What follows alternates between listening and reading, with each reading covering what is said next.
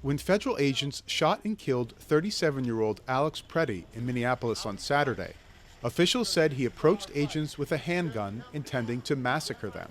An individual approached U.S. Border Patrol agents with a 9mm semi-automatic handgun. This looks like a situation where an individual arrived at this scene to inflict maximum damage on individuals and to kill law enforcement.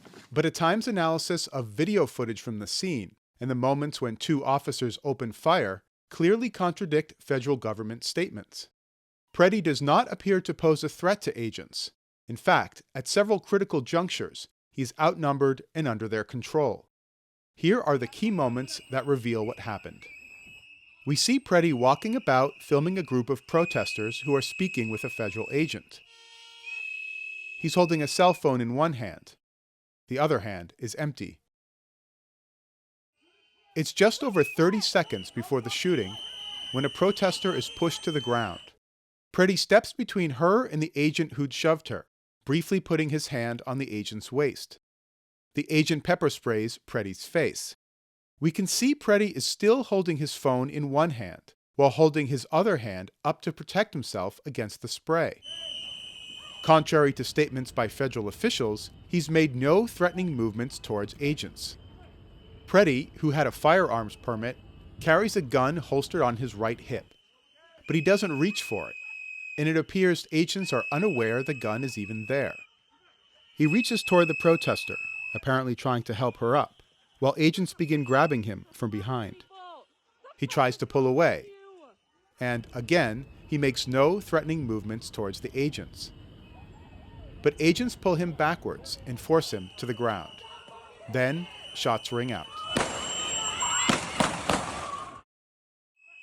Now we'll slow things down so each moment is clear. Here is Peyi. Several agents are restraining him, and this is the Border Patrol agent who will shoot him first.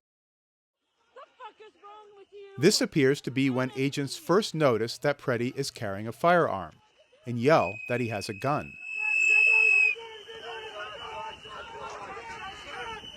Watching the same moment from a different angle, the agent who first pepper sprayed Peyi beats him several times with the spray canister. We can see that both of Peyi's arms are pinned down by his head. This agent in gray reaches to remove Peyi's weapon from his hip. As this agent unholsters his gun, nudges the agent in gray out of the way, and fires. Let's rewind and focus on the agent who shoots first.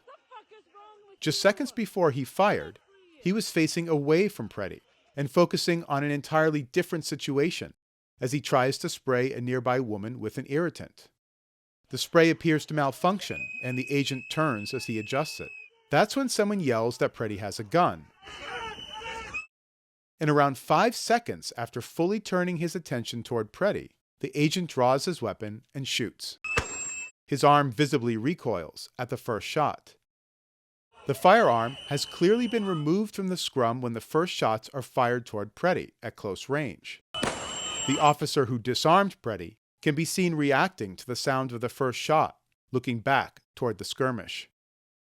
The shooter was standing behind Peyi and not under direct threat, contradicting statements from Homeland Security officials that he fired defensive shots.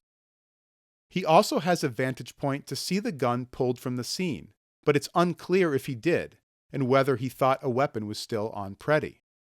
He then fires 3 more shots from behind Peyi, whose arms are down as he appears to brace himself against the pavement. In one hand, he still holds his phone, and in his other, his glasses. The agent in gray who removed Peyi's gun carries it across the street. Peyi is disarmed and falling to the ground. But the agent who first pepper sprayed Peyi and later beat him with a canister also pulls out his gun. From a distance, despite the fact that Peyi is lying motionless on the ground, these 2 agents fire 6 more shots. Neither is under threat. What the fuck did you just do? In total, the agents fire 10 shots in 5 seconds. After the shooting, An agent kneeling next to Preddy's body asks where the gun is. I got the gun. I got the gun. Showing that not all of the officers seemed to know the weapon had been removed. Agents appear to begin giving medical aid. About 31 seconds elapsed from the time agents first physically engaged Preddy to the moment the last shot was fired.